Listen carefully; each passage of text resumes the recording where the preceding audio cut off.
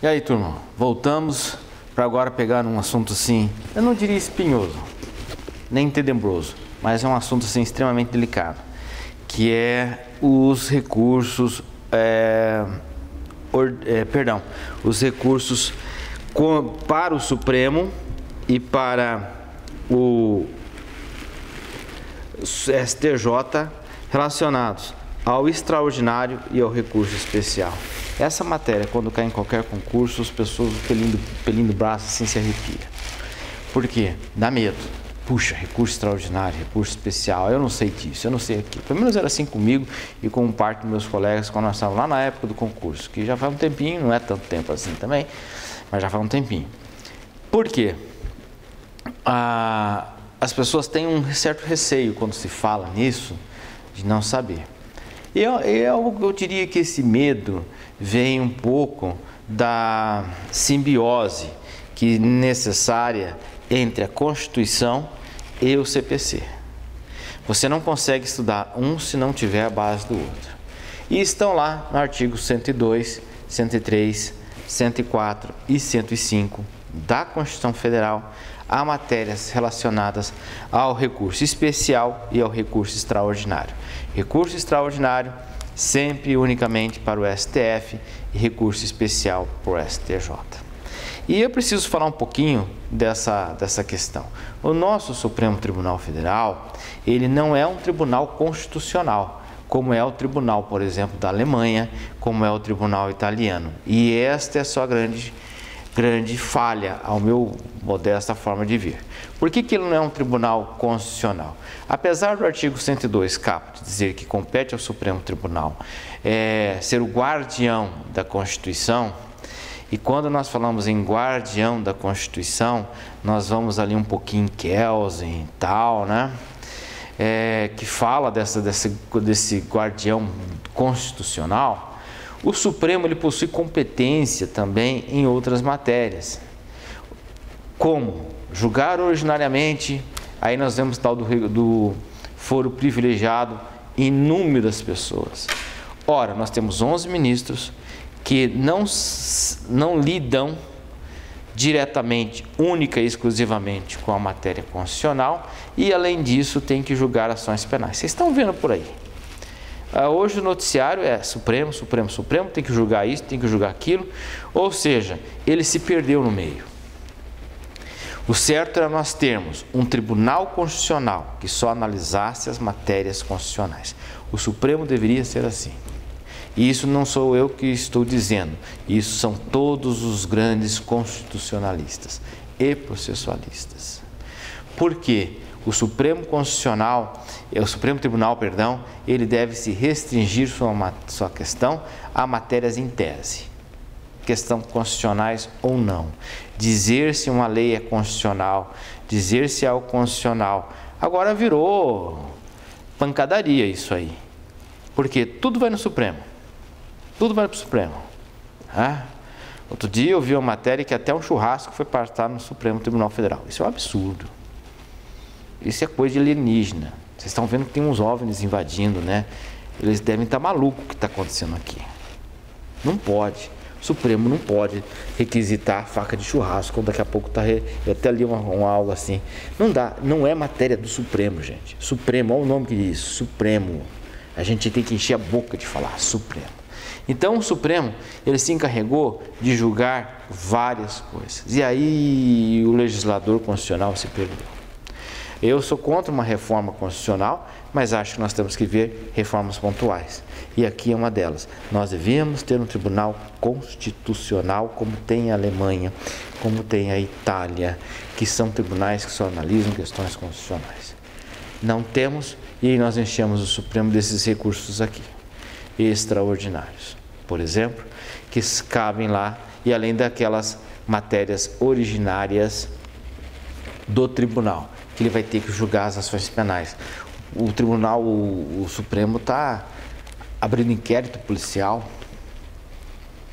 Onde já se viu um negócio desse? Não seria competência do Tribunal, do Supremo. Eu não estou dizendo que não deve ser analisado. Obrigatoriamente deve ser interpretado. Mas para um tribunal inferior, não o Supremo. E aqui vocês têm uma matéria que cabe ao Supremo. E ao Supremo analisar os recursos extraordinários.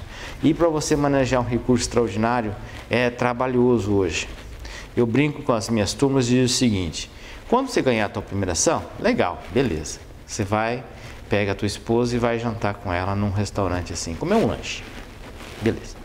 Quando você ganhar um recurso especial, aí você já vai num restaurante assim, melhorzinho. Você vai lá, levar para comer uma picanha, uma churrascaria, rodízio e tal, né? Aquela coisa toda. Mas se um dia você ganhar um recurso extraordinário, você pega a tua mulher, teus filhos, tua sogra, leva num restaurante daqueles de bacana, pede um vinho caro e toma, degusta, né? Degusta o vinho, cheira o vinho, chacoalha a tacinha, porque você merece. Porque para fazer ser aceito um recurso extraordinário é coisa de gente grande, só os bons conseguem, meia boca não chega lá. Então você vai saber se é bom ou não quando você tiver um recurso extraordinário e esse curso extraordinário for aceito. Aí você pode falar: não, eu sou um bom advogado. Antes disso, você não foi testado, porque é complexo, né? Mas é necessário eu expor isso antes, essa crítica antes, porque essa é uma crítica que está em todos os grandes constitucionalistas. O nosso Supremo se perdeu durante essa nossa Constituição. Porque a Constituição de 88, ela tentou dar um cunho para as matérias constitucionais para o STF. Só que descambou. Aí nós tivemos a reforma de 2003.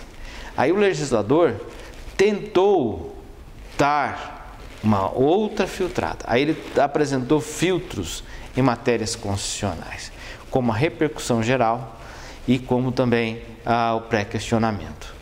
Caíram muitas ações, por isso que eu falei que hoje é difícil. Mas mesmo assim, nós temos muitos recursos extraordinários. E nós temos escritórios de advocacia especializados só lá. Ou seja, o cidadão tem uma ação desse nível e percebe que é demais para o caminhãozinho dele, ele terceiriza o trabalho com escritórios especializados.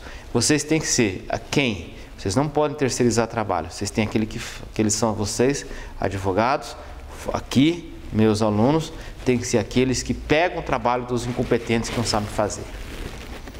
Pô, professor, você usou uma palavra difícil, incompetente. É verdade. Quem sabe, sabe. Quem não sabe, não sabe. É simples assim. Então, vocês têm que pegar aquilo e falar, matar a bola no peito, falar, deixa que eu sei fazer. Então, você vai ter que lidar com todo esse ponto nessa matéria, tá? Então, dos recursos extraordinários e recursos especiais. Mesmo com esses filtros, o tribunal, o STF, está lotado de ações.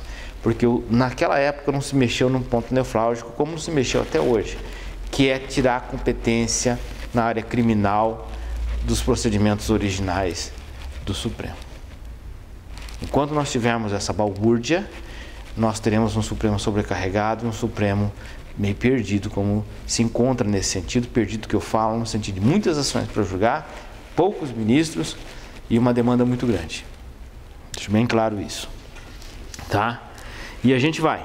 Recurso extraordinário, então vai lá.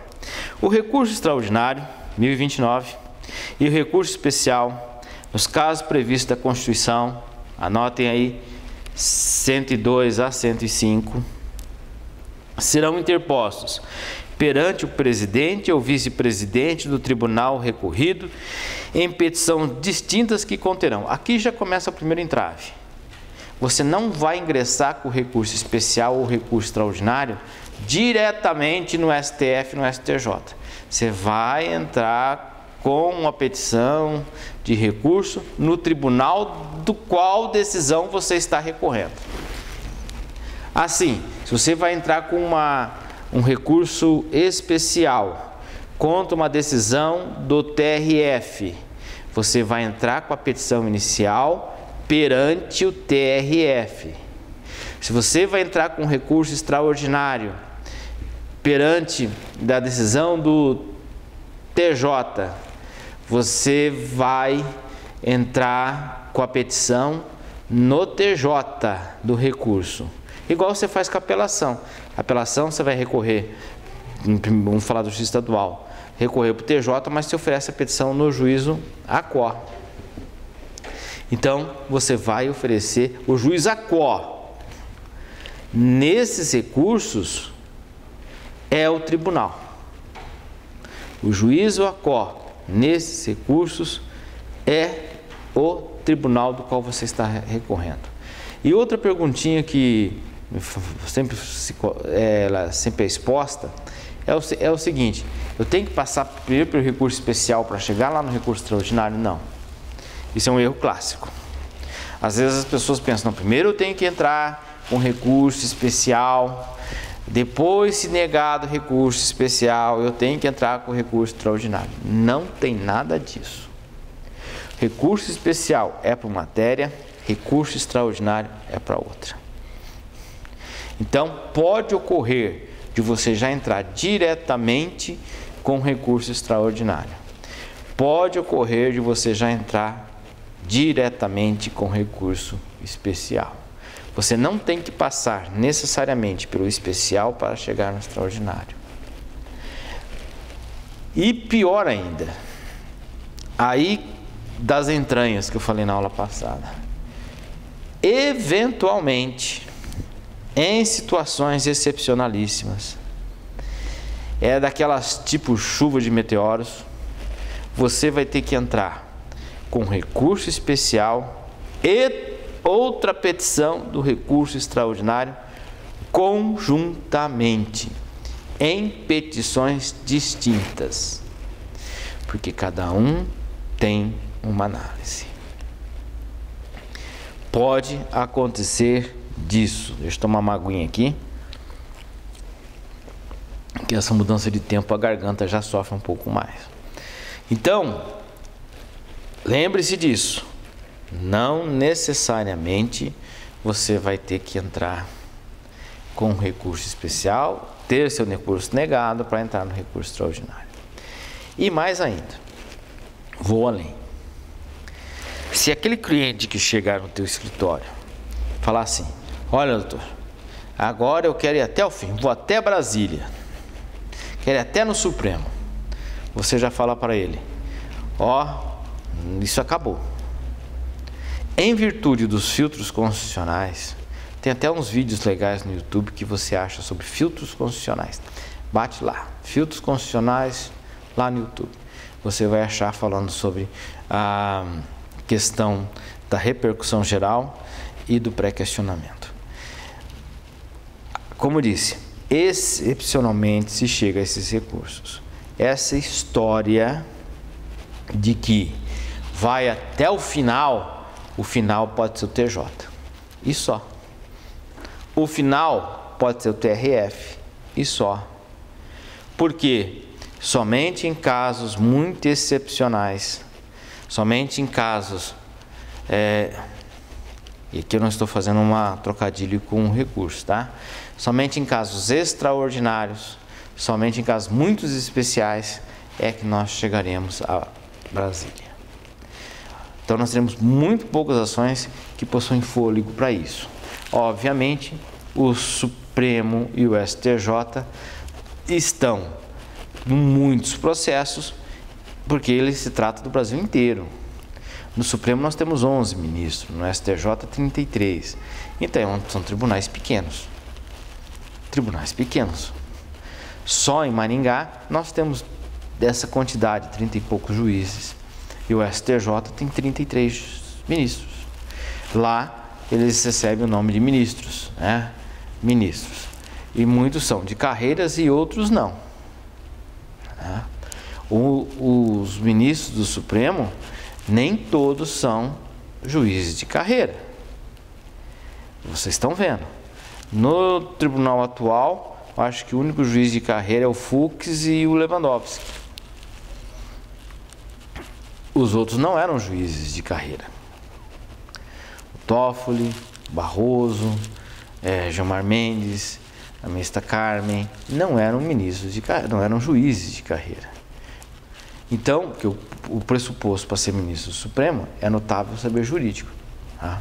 Então nós temos que, vocês também sabem disso. Então, essa questão envolver, não, eu vou até Brasília, calma lá. Muito difícil chegar até Brasília. Em virtude da matéria, em virtude dos filtros. Eu sempre fico falando assim de temas para vocês falarem em TCC, né? Um tema que eu gosto muito são filtros constitucionais para recurso extraordinário e recurso especial. É um tema que poucos se atrevem a falar, é uma matéria muito gostosa de se falar. E bom que você vai aprendendo a falar sobre isso aí. Não adianta pegar aqueles assuntos repetitivos que todo TCC tem. Né? Todos tem moda, né? Tem modas, tem certos assuntos que viram moda, né? Então, aí tem um monte de enxurrada daqueles TCCs, daquilo lá. Esse filtros constitucionais é matéria para gente grande, mas dá respeito. Quando um examinador pega você falando sobre isso, ele já te olha assim, pô, esse cara deve ser bom. Porque não é qualquer um que vem aqui querendo falar sobre isso. E é fácil. Né? Bem, fácil não é, né? Mas é assim, tranquilo. Bem, tranquilo também não é, mas dá para falar. Gosto muito. No meu doutorado, eu e a professora Luciane, nós ficamos encarregados de apresentar em matéria de direito constitucional, que o nosso doutorado é em direito constitucional, nós caímos justamente disso, e eu confesso que eu adorei esse tema. Eu adorei. Tenho trabalho até hoje com muito carinho. Felizmente, na época, nós tiramos nota máxima no trabalho, e eu peguei um carinho muito especial por esse tema, né? Vamos lá. Então, o recurso extraordinário e o recurso especial deve ser interposto perante o Tribunal de Origem. Se você for aqui no Paraná, por exemplo, o TJ, a segunda vice-presidência é responsável por fazer esse recurso de admissibilidade, ou ele corta ou ele caminha o recurso. Então, primeiro você tem que passar pelo crivo já do Tribunal de Origem, do qual você está recorrendo, pelo quesito de admissibilidade. Tem que deixar bem especificado. E aí que eu falo que tem uma justiça, tem uma advocacia especializada, né? Para essa admissibilidade desses recursos, né? O que deve ter esses recursos? Lá do 1029, exposição do fato do direito. Nossa, exposição do fato do direito. Toda petição tem isso. Toda petição tem o fato e tem o direito. A todo fato deve corresponder um direito. Né? A todo fato tem que indicar que você tem que se manifestar, né? Quando tua esposa ou tua namorada fala uma coisa e põe aquilo na cabeça, qual é o teu direito, meu caro colega? Teu direito é de ficar quieto. Obedece que dá menos juízo, dá menos trabalho, né? Segundo, a demonstração do cabimento do recurso interposto. Você vai ter que demonstrar aqui que você está preenchendo os requisitos. E aí vem um deles, que é o pré-questionamento. O que é esse pré-questionamento, professor? Você vai ter que demonstrar que você pré-questionou a matéria desde a sua origem. Que essa matéria vem sendo analisada desde a sua origem. Só para adiantar para vocês, eu vou dizer o seguinte: o Supremo vai receber o recurso extraordinário toda vez que a questão for constitucional. E no recurso especial é matéria infraconstitucional. O que é matéria infraconstitucional? É uma matéria que está abaixo da Constituição Federal. Então, quando eu questionar uma matéria constitucional, eu vou entrar com recurso extraordinário. Quando a questão for infraconstitucional, é matéria em recurso especial. Vamos voltando lá à questão, como eu falei, não é política, hein? Pelo amor de Deus. Não estou falando disso. Podia ser até analisar se o Cássio tem o direito de apresentar os exames dele. Aquela coisa lá do Corinthians. Então, nós não olhamos pessoa. Entre o Cássio e o Rogério Ceni, né? Aquele melhor goleiro do mundo de todos os tempos. Não vai ter outro igual. Então, não adianta nós olharmos a figura da pessoa. nós temos que olhar o direito. A pessoa é obrigada a demonstrar, a apresentar em público, para o público, os seus exames particulares de saúde. Isso é uma questão que envolve direitos personalíssimos, né? Que está lá na Constituição Federal. Ninguém é obrigado a fazer ou deixar de fazer alguma coisa, senão em virtude de lei. Eu tenho o dever de mostrar meus exames, nesse sentido, se eu estou com corona ou não. Eu sou do tempo que corona era alegria nos churrascos. Pois bem, eu tenho que apresentá-la ou não? Isso é uma matéria constitucional, os direitos fundamentais.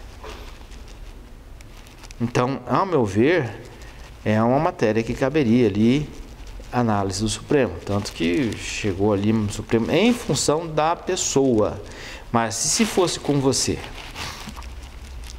chegasse aqui e o professor Célio exigisse que você apresentasse o teu exame, e eu vou até mudar de áreas, eu vou navegar sobre outra doença.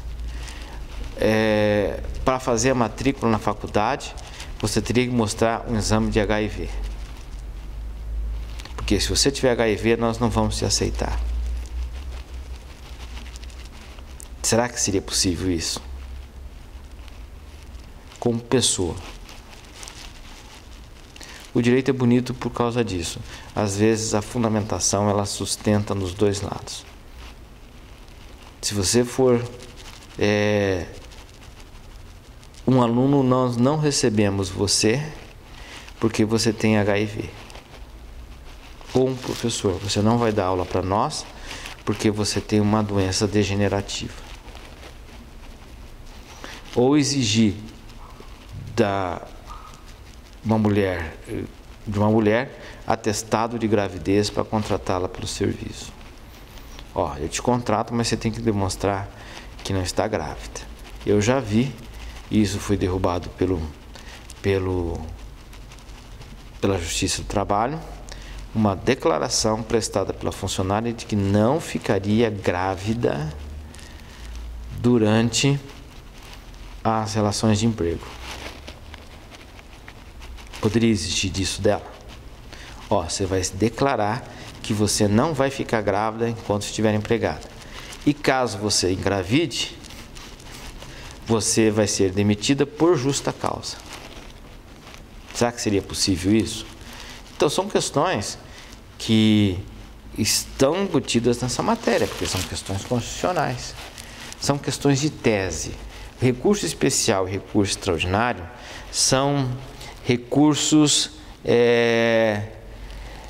que envolvem tese. Isso também anotem aí. É análise de tese. Não cabe produção de prova, vou repetir, não cabe produção de provas em recurso especial e recurso extraordinário. O que se discute num recurso desse é uma tese jurídica. Ou seja, a empresa pode exigir da empregada de sexo feminino uma declaração de que não ficará grávida durante a relação de emprego.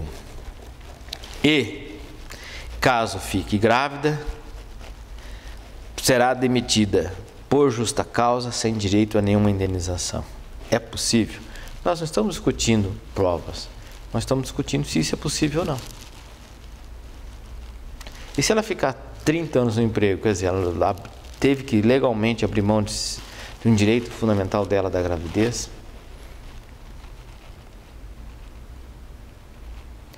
Então são questões assim que envolvem análise, aqui eu vejo constitucional. Caberia chegar ao Supremo porque envolve uma questão constitucional. O professor tem que ser submetido a um exame de HIV, porque se ele tiver HIV, ele não poderá ser contratado. Houve uma questão interessante em matéria de trabalho. A matéria de trabalho é muito bom para isso, né? tem uma questão de trabalho em que as pessoas tinham que se submeter, fazer revista íntimas quando saía do emprego, num frigorífico, para ver se não estavam levando, por exemplo, uma picanha nas suas entranhas. Aí a revista era delicada. O cara tinha que ficar peladão lá e vai saber o que fazia com o coitado, né? Para ver se não tinha uma picanha aí. Caiu. Não pode fazer revista desse sentido. Da mulher, por exemplo, no trabalho. Uma questão vexatória.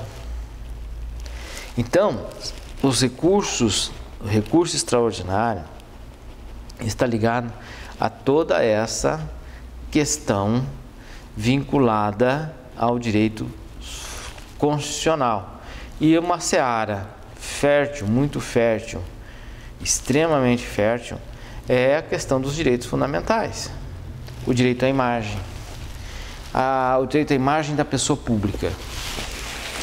Até onde vai o limite? Aqueles paparazzi, né? O cidadão fica filmando o outro. Até qual o limite disso? O cidadão está dando um beijo lá na namorada dentro do restaurante e tem um cidadão tirando foto e publica essa foto. Fulano está de caso com... Fulano ficou com fulana. E publica em todos a sua reportagem. Qual que é o limite disso? Eu estou trazendo essas lições, essas alegações, antes de nós entrarmos na matéria específica, para vocês terem a ideia do alcance desses direitos.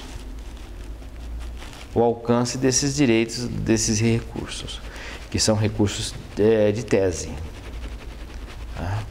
E a questão da matéria infraconstitucional no recurso especial, também que é um recurso de tese. Como, por exemplo, agora, já falei para vocês, como ficam os direitos fundamentais em face à pandemia. Como é que fica? Aonde vai ter o direito individual em decorrência da pandemia? Então, são questões que envolvem. A pandemia autoriza você a rasgar a Constituição? Nós temos visto algumas situações em que é um verdadeiro arrancar a página. Não vou fazer isso aqui, né? Não sou louco. Arrancar a página da Constituição e jogar fora, em virtude sob a alegação de pandemia. Quem que foi, eu estava lendo ontem, e foi expulso lá de Fernando de Noronha, porque estava com pandemia. Pode um negócio desse? Não, você está com essa doença e você não pode falar. E aí vem um pouquinho a tese, como a história se repete, né? Voltem lá no Brasil dos anos 50, do século passado, e estudem os manicônios, onde as pessoas com hanseníase eram colocadas nos manicônios porque não tinham tratamento. E a gente olha isso aqui, eu falo isso nas tutelas coletivas, o pessoal, meu Deus, como a humanidade, né? Como o povo não tinha coração, como eram pessoas ruins, né? Graças a Deus a sociedade mudou. Mentira. Mentira, daqui a pouco está fazendo manicônio com os coronavídeos. Ou seja, quem tem corona vai ficar no campo de concentração. Acho que teve até alguém que falou um negócio desse aqui no Brasil, hein? Fazer um campo de concentração para os doentes de corona. Teve uma inteligência rara que falou um negócio desse. Isso aí é direito constitucional cabível aqui. Como que você ataca isso? Se ataca com um recurso jurídico. Um recurso jurídico que envolve o recurso extraordinário. Por isso que eu gosto dessa matéria, porque é uma matéria que amplia o leque das discussões. E eu falei nesse tempo todo, só dessa introdução, para vocês verem o quanto isso é fértil. O quanto isso é fértil. Na próxima aula eu já vou entrar mais na questão processual. Mas é para vocês ficarem pensando aí e para uma matéria extremamente atual. Gostaria que vocês se pensassem e pensassem em escrever algo a respeito. Podemos fazer uma parceria aí para pensar em publicar algum artigo em uma revista. Eu recebi vários convites esses dias para publicação de artigo e eu gostaria que de repente a gente fazer uma parceria nesse sentido, quem tiver interesse, tá bom? E na próxima aula nós entramos mais em processo.